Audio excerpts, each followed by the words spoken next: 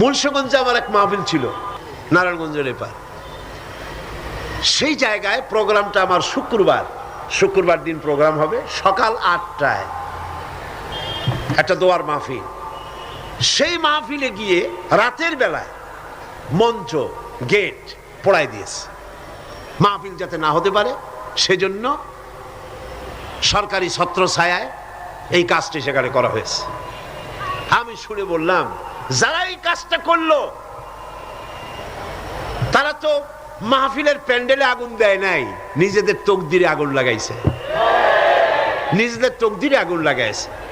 জীবনে তো গানের প্যান্ডেলে আগুন দাও নাই, থিয়েটারের গেটে আগুন দাও নাই, জীবনে কোনোদিন যাত্রার প্যান্ডেলে আগুন দাও নাই।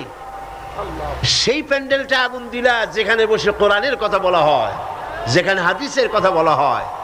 আগুন কপালে দিয়েছো, তকদিরে পোড়াইছো।